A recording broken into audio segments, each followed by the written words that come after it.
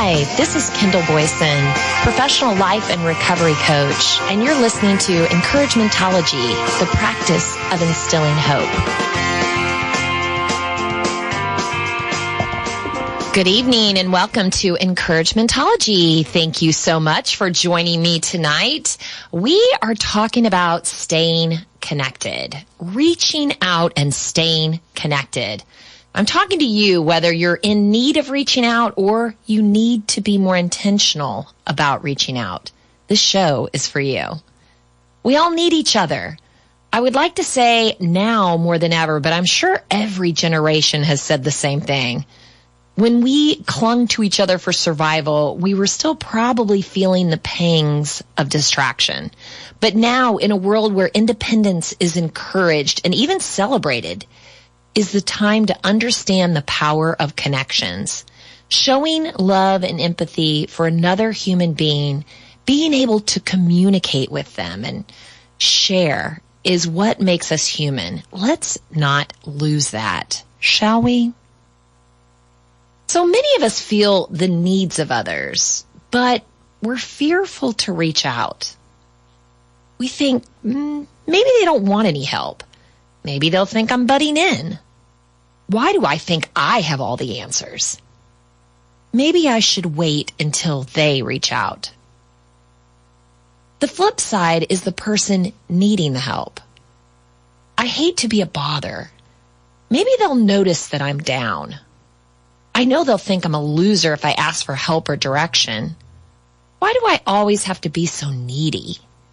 Maybe I should wait until they reach out. Now we've entered the waiting game. Wanda Mills, 90 years old and alone, wrote a note to her neighbor. She put it in her neighbor's mailbox. Would you consider to become my friend? I'm 90 years old, live alone, and all my friends have passed away. I'm so lonesome and scared. Please, I pray for someone. We've all passed people sitting alone and have had that thought. I'm sure they just want to be by themselves. Well, I read an article in Prima, Understanding Loneliness and the Power of Connections. I'm very passionate about this subject, and most of my platform is all based on communication and keeping connections. We live in an era where it's easier to text a stranger than to say hello to a neighbor face to face, and more common to receive likes on social media than in-person compliments. In a world where we are so digitally engaged, we need real human connection more than ever. Sure, technology makes it easier than ever to learn and explore, but at what costs? Loneliness is a normal human emotion when temporary, but persistent feelings of isolation can be detrimental to our health. And in the last 50 years, rates of loneliness have doubled in the United States. In a survey of over 20,000 American adults, almost half of the respondents reported feeling alone, left out, or isolated. What's more, 1 in 4 Americans shared that they rarely feel understood, and 1 in 5 people believe they rarely or never feel close to people. Recently, the U.S. Surgeon General declared loneliness a growing health epidemic. At a time when people are more connected than ever, thanks to technology and social media, rates of social isolation are rising at alarming rates. What if the most dangerous thing for our health is not disease, but a lack of meaningful human connection? Would you think about it differently? You can change the quality of your life by nurturing your human connections. Really? Could it be that easy? Studies show that human beings who experience prolonged isolation became unstable. In the short term, those who feel loneliness are less likely to achieve quality sleep and thus experience challenges in reasoning and creativity. In the long term, people who experience prolonged loneliness are at a high risk for cardiovascular problems and even premature death. Research suggests that loneliness can even impact our genes, with emotional and physical impacts of loneliness triggering cellular changes that alter gene expression in the body. All this isolation isn't just changing our here and now, it's dramatically altering our future generations. Loneliness affects productivity in the workplace, leading to less job satisfaction, which was reported by lonely individuals, and a higher rate of unemployment. And according to a recent study published in the Harvard Business Review, employees who experienced higher levels of loneliness in their personal lives also reported fewer promotions, less job satisfaction, and a greater likelihood for frequently changing jobs. Lawyers, doctors, engineers were reported at the highest levels of loneliness. So what causes it? I mean, typically we understand you're by yourself. You might get lonely, but it's deeper than that. Get this. The cycle of loneliness is self-perpetuating. As loneliness can be caused by our overuse of technology, it can lead us to be more compulsive with our technology. We're using this as a coping mechanism. So when someone feels lonely and is longing for human connection, they may grab their digital device to comfort them, like that quick comfort. Reading something about someone might make you feel closer to them, but it actually makes you feel more on the outside and more lonely. When we experience loneliness, the feeling is real and it's detrimental to our physical health. We are social creatures who constantly dream, wonder, and create. Our minds are talking all the time, but when your ideas and conversations are only shared with yourself in your own head, you may have a tendency to exaggerate and create a negative narrative that isn't really even true. According to the National Science Foundation, an average person has about 12,000 to 60,000 thoughts per day. Of those, 80% are negative. And 95% are repetitive thoughts. Think about it. You talk to yourself in your thoughts more than you talk to anyone else. I would like to think that they're all pep talks and affirmations of gratitude, but based on that research, that can't be true. My guess is a combination of self-doubt, rumination over the past, and a healthy dose of assumptions mixed with worry. Sound about right? Who is there in your head to give you a differing opinion or to talk you off a cliff? Who is there to give you a pep talk and tell you everything is going to be all right? Just hang on. If you don't reach out, then only you. Dr. Julia Scalise wrote an article for BrainSpeak, How Negative Self-Talk Sabotages Your Health and Happiness. Quantum physicists state that our thoughts create our reality. Would you buy that? Dr. Candace Pert, who discovered the opiate receptor in our brain and is also the author of Molecules of Emotion, Why You Feel the Way You Feel, says that our emotions, or what we feel, trigger chemical responses. Feelings and thoughts release neurotransmitters that affect our state of well-being, promote positive or negative moods, impact our organs and system function from multiple feedback loops. Dr. Norman Deutsch, author of The Brain That Changes Itself, states that the brain can literally change its function and structure just by what we think or imagine. Thoughts, perceptions, and activities literally turn genes on and off in our bodies, as well as it stimulates a parade of other chemical reactions. So that's a good start. You want to change the way you feel? Change the way you think. Isolation is real. Loneliness is real. But you have the power to change your perception and to take action.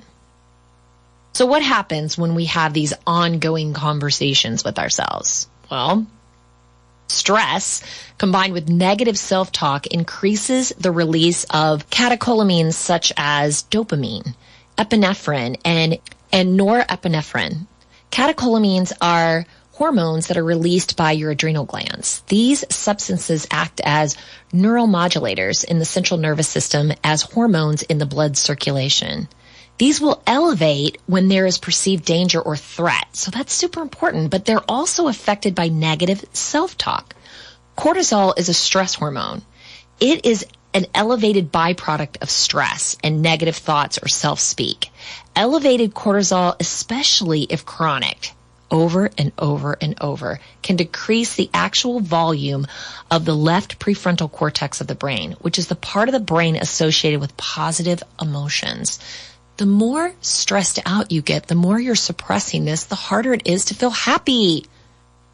Just thinking or talking to yourself, either positively or negative, has an effect on all physical structures in our body. Not just our mood or emotions. Circulating neurotransmitters and hormones create a feedback loop, impacting cardiovascular health, digestion, weight management, along with mood, motivation, anxiety, interest, and drive. Practicing positive self-talk has to start with an awareness of your current state. How do you feel? Be honest here. It's easy to say, things are fine. I like being by myself. I'm a loner. I don't care what other people think or feel about me. Even though it's important to embrace your alone time, everyone craves human connection.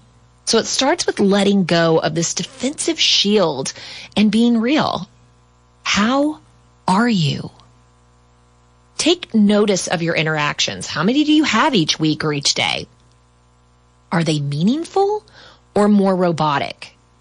It's easy to go on autopilot with our day-to-day and miss so many opportunities to share meaningful moments with another human being. Now, look at your list. Is it possible to be more intentional? Go out of your way to connect with another person or make yourself open and available to connect to. Wanda Mills was not only lonely because she lost family members and friends, but she was also alone because she didn't reach out. People passed her by assuming she didn't want to be bothered. Are you eating lunch in the corner with your nose buried in a book or your digital device and wondering why the gang doesn't invite you for coffee or happy hour? Are you taking lunch in your car and wondering why your coworkers don't see how in pain you are? Life is passing us by at a rapid rate. People are pulled in a bazillion directions, and everyone is struggling with something. You can't, and I repeat, you can't assume people, even family members, know that you are hurting. You have to open the door to help. To prime the door, you need to get comfortable with just meeting people. It's hard to ask for help when there's no one to ask. As your social circle shrunk over time, life gets busy. You move around, change jobs, dissolve relationships. You're hyper-focused on your children, not comfortable anymore with mixing and mingling in the bar scene. All of a sudden, you look up, and here you are with limited acquaintances and just a few friends. It might be time to exercise your social muscle and push yourself out there a little more. Nick Notice is a dating and confidence consultant who put together a successful exercise plan to help you get over your fear of meeting new people. Some people are just timid. They're not really sure what to do. So here's a wonderful exercise plan. First of all, get out of the house. This is the first step. If you have a severe case of anxiety, you just need to be in an environment where you're surrounded by people you could talk to. That's the first step. Take a walk outside. Get some exercise. Take in the sights and look at the architecture. Go to a place or event where you'd have fun no matter what. A concert, a museum, a coffee shop, whatever. The important part is just put yourself in that place. Can't make it happen if you're not even there, right? Then become comfortable with eye contact and smiling. This is so important in this day and age. And I find with people really lost in their technology, they have a hard time doing this. So practice making eye contact with people on the street, in the shops, in the restaurants, until you feel it is natural. If they make eye contact with you, smile back at them. Try not to break eye contact. That's pretty difficult. It's kind of awkward, but until they do it. This exercise reinforces that many people will want to engage with you if you give them the chance to do so. Greet everyone. Hold the door open for someone and say hello. Walk down the street and say, how are you? When they respond, wish them a good day, or even just good morning or nice day, isn't it? You'll see how many people walk around with serious expressions on and instantly they light up when someone just greets them. It can really make someone's day to have a human connection. Actually talk to working people. Speak with store clerks, cashiers, bank tellers, baristas, or any other employee that you meet. They generally have to be polite. So it's a safe way to practice conversation. The goal is to get past the simple hello. Ask them about their day, talk about the game, make an observation of something around them, something humorous or interesting. Then push yourself to hold a conversation for more than just a few seconds. You know, sometimes we get stuck with, hey, how are you? Fine. How about you? Great. And that's it. Maybe give a little more detail. I'm having a great day. I can't believe the sun is shining and it's, almost the end of March. Or that's really a weather conversation. But you could also say, I'm having a great day. I have an important meeting later and I'm really excited about it. So I'm getting some coffee to fuel my, whatever it might be. Try and go a little bit deeper than what everybody already knows on their weather app. Okay? Give genuine compliments. Find something you genuinely appreciate about a stranger, maybe what they're wearing or where they are or what they're carrying, and compliment them on it. Do this in passing with a confident voice and smile. After that, you can try going up to someone and complimenting them directly. Once they acknowledge the compliment or say thank you, you can wish them well and leave the interaction. Set your own time limit and walk away from them. For many, their approach anxiety is not so much about the actual approach, but the fear of rejection and having to maintain a conversation. Are you like that when you're at a party or a gathering? You're like, oh, don't say hi to me because I'm going to have to keep it going. I once had a friend who really asked me not to introduce him at gatherings because I'm an over-introducer. It's just me. I'm a social butterfly. I want everybody to know each other, everybody to feel connected and comfortable. So I do over-introduce. And it didn't dawn on me that might not be good for everybody. So he actually asked me not to do that because then he felt this weight of responsibility to remember their name and next time he saw them in public. So I'm going to push him on that, tell him to get out of that comfort zone, and it's really exercising that muscle. But you could commit to leaving all your interactions after 30 seconds to a minute. So you could say, oh, I have to get going. It was nice meeting you. Have a great day. You can take charge of that communication. Ask functional questions. Imagine you were lost in an unfamiliar place. You probably wouldn't feel nervous about asking someone for directions. That's because you're not trying to get the person's approval. But when we see someone we want to connect with, we have this mindset of winning that person over. Suddenly we're terrified. So instead of having the object to succeed, just aim to get information. So you could ask for the time, ask for directions to somewhere like a store or a train station, or get an opinion on the new latte or clothing or anything else in the store. If you don't need any of these things, just fake it. This isn't meant to be a long-term solution, but it gives you the practice you need to move into more real approaches. So many times we hide behind social media.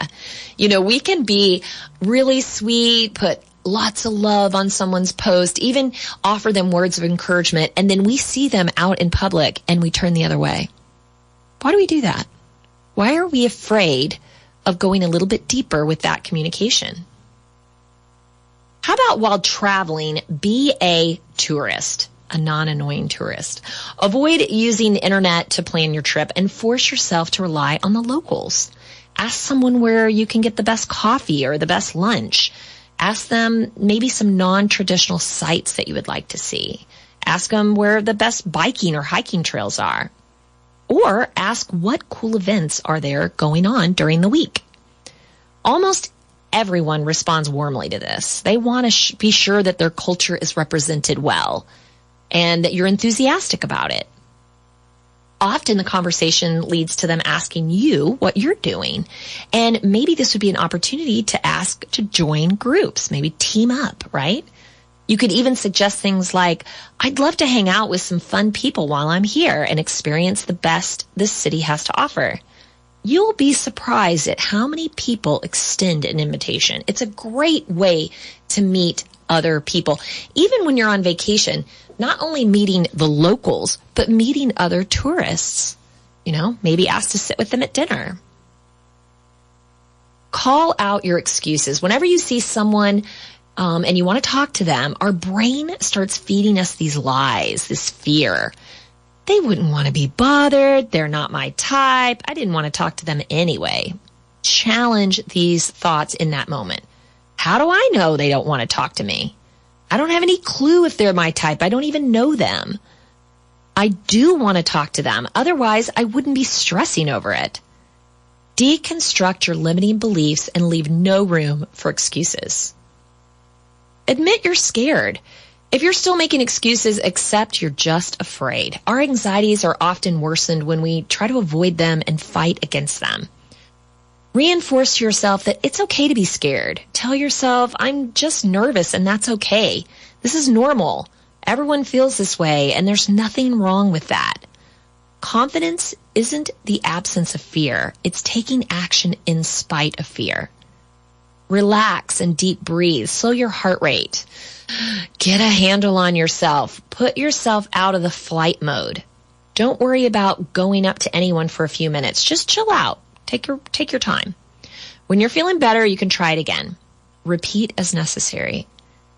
Trying to try is still progress. Talk to yourself in a silly voice. Another tactic for getting over your internal monologue is repeating your fears in a silly voice or accent. I love this one. Even though I'm rarely nervous to meet anyone, I'm still going to use it. This can take away the intensity, get you laughing, and show your brain how absurd its worries are. Sometimes we need to remind ourselves that we're just talking to someone, not going to war or battle. Put your money where your mouth is. This is a fun game you could do with a friend. Entrust that friend while you're out. Now, this would be more of a networking. If you were out networking, you could give your friend, let's say, $60. For each person that you introduce yourself to, they give you $20 back. If you don't approach, you lose the money. And you have to be serious about it because if losing $60 won't motivate you, increase the wager to something that will. Challenge a friend to a game of words. Decide on a single word for both of you. One that you can pick any kind of word. It could be something not vulgar, something just funny and obscure, like canoodle or fire truck. The first person who can use the chosen word in a conversation wins. You can wager lunch, money, or anything that's motivating. For example, wow, it's hot. Someone needs to get a fire truck up in here. Aw, you don't want a canoodle with him? Pretend to be a fictional character. Think about a cool TV or movie character like Don Draper. Doing this with a friend is really fun. Embodying their voice, demeanor, and mannerisms. Become them for a night and go talk to people. This gives you permission to be eccentric and to even fail because it's not you, it's them. If you have an uncomfortable or awkward experience, people are dealing with the character. They aren't rejecting you. How about laugh it off? You can do this by yourself or with a friend. Say the silliest stuff you can imagine in your mead that makes you giggle. Act like a goofball and psych each other up. People watch and make humorous or absurd observations. This isn't to be mean-spirited. It just takes the seriousness out of the situation. You could also distract yourself when going out, like listen to music with headphones, take photos of buildings and natures, window shop. Think about what you want to make for dinner. Brainstorm ideas for a new project. Make a mental checklist of errands for the day. Don't focus on approaching someone until the second you're about to approach them. See, that's the distraction. If you're playing this mind game over and over again where you're thinking, oh my gosh, in 2 seconds, I'm going to have to run up to them and I'm going to have to talk to them, that could be terrifying. So before you get to that point, maybe distract yourself. Follow the yes or no rule. Along with distracting yourself before approaching, don't agonize over the approach when you see someone. Staring at someone for 10 minutes while cycling through your fears is paralyzing. Instead, bypass that completely. See the person you want to talk to? Yes. Tie the word yes to just taking steps forward. No? Go the other way. This way, you won't have enough time to make excuses and talk yourself out of it. Don't approach after 3 seconds. If you see someone you want to approach and you can't, after 3 seconds, just walk away. It's not a big deal. Don't agonize over a missed opportunity. Don't beat yourself up about being a failure. It's demotivating and reinforces a belief of scarcity. There isn't a finite amount of people to talk to. You just didn't approach one person. There will be another chance in 2 minutes. Live with a mindset of abundance. Just commit to trying again with the next opportunity. Make social exercise a part of your weekly routine. Join a gym, but before you stick the headphones in, say hi to just a few people. Join a book club. You are exercising your mind and you have built-in conversation, the book. Want to get outside? Join a hiking or biking club. Find something you're interested in and then explore. You can explore where those people engage and like to hang out. Volunteering is mutually beneficial. It's an amazing way to connect and serve. Build time into your schedule and explore ways to give back to your community. I know a woman who is actually homeless. She lives in a shelter. She has spent her life volunteering. She works in a couple of aspects at the shelter, in the pantry and also, I think, in the clothing area. She talks about it all the time, of how it gives her an opportunity to connect with so many people who are hurting and some who just need to reach out and communicate. She feels blessed to have this opportunity. What a wonderful way to use her time that really helps her just as much as she's helping someone else. The idea is to realize you have the power to change your circumstances today. It's up to you to harness the power and channel it in the right direction. Let's go back to that article in Prima for a minute. We have genetically evolved to experience the tangible benefit of human connection, like an increased feeling of belonging, purpose, happiness, self-worth, and confidence. Studies across all mammals show that our well-being depends on our communications with others. Because of how we are wired to experience social pain and pleasure, meaningful human connection is a necessity, not a luxury. There's a region in the brain called the medial prefrontal cortex that sits between our eyes, and it's activated when we self-reflect. Several studies show that the same region of the brain is activated when we are influenced by the beliefs of others around us. When we're sharing with others, what this means is that that part of our brain enables the social influence, desiring connection, and harmony. Even our memory is impacted by social networks, suggesting that motivation and retention is stronger with a relationship as the driver, rather than individual achievement. Research shows that children learn more effectively when their motivation is to teach someone else, as opposed to just learning to take a test. On so many levels, we are programmed to connect to those around us. According to the UCLA Professor Matthew Lieberman, being socially connected is our brain's lifelong passion. The importance of human connection for survival, it's the basic need to form, grow, and sustain relationships and to belong to a group, team, or family. It's universal. Now more than ever, we all need regular human interactions, loyal relationships, dependable emotional support, and a feeling of belonging, whoever we are, wherever we are. I'm so passionate about groups. Groups are a great way to connect and be heard. And it's so important for us to be heard.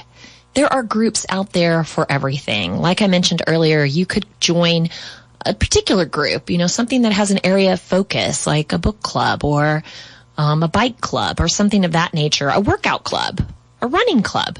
Or you could just find a group, an empowerment group, where you can go. Maybe it's got a topic. The groups that I run typically have a topic each week, but it gives you a chance to be a part of something. And that's something that we all crave. One thing I've learned about group dynamics, and I know I've mentioned it on the show before, but you start developing this pack mentality, this chance to support each other, encourage each other. Even if you come into the group upset and not really in a position to share, you find energy and encouragement from your group members. People lifting you up, caring about what you're doing, offering ideas. It's such a wonderful way to explore different options that you might have to overcome some of life's challenges, to find some positive alternatives. Find a group. Don't go it alone. How can you make a difference? Ask yourself that. Sit down and think about that. How can you make a difference? My friend who lives in the homeless shelter, she may be in a position that needs help, but in turn, to get help, she's giving help. Where can you notice a need for connection? Thank you for sticking with me tonight as we talk about reaching out, staying connected. Get off your devices. Put them down. Put them away. I know there's been so much talk about going out with friends and having a device-free dinner, as if we need to even say it that way these days. It's where we're blurring these lines, what's appropriate and what's not appropriate. But more so than the appropriateness of it are the dangers of not staying humanly connected to another person. And that's what I'm so passionate about. We need to push back against these ideas of independence and isolation and how you don't need anyone. You could stay in your house and order your groceries and chat with people online and watch movies and stream music and not be a part of the life around you. Convenience doesn't necessarily mean good. It's just convenient. Doesn't mean that it's going to help us nurture our relationships. So I don't like to bash technology. I just like to challenge it. We need to look at our relationships that we have in our life today. Where are they? Think about when you were young and hanging out with your friends and what happened as life happened. What happened to those relationships? Maybe it's time for new relationships, and that's amazing. Where do you meet people? Think about it. What are you into? What are you interested in? Is it a community organization? Is it church? Is it school? Is it socially out at events? Is it listening to music? Is it about physical exercise? Is it about education? Think about all the areas that you're interested in and take a step out. We talked about those different exercises you could use to get over your fear. Some people aren't social butterflies. That's okay. My mother said I never met a stranger in my whole life, and that's true. I also love to make eye contact. Some people avoid it. If you're used to looking at a screen all day or staying in your cubicle or, just being by yourself, you might find eye contact and reaching out to another person terrifying. Start slow, but exercise that. Don't lose that ability. There are more people that want to connect than you could even imagine. Some of them are just waiting for you to take the first step because they lack the exercise. Their social muscles have atrophied through all the digital and just the way that the world is moving into this independent communication type realm. You have an opportunity to break through that. Be different. Say hi to someone. Isn't that strange that saying hi to someone on the street is being different? But in this day and age, it may catch someone off guard. Oh, wow, they just spoke to me. But that's a good thing. That gets them going. That sends out your positive energy in their direction, makes them take notice and look at life a little differently. You have that ability to impact everyone you encounter. Don't waste that ability. It's so important.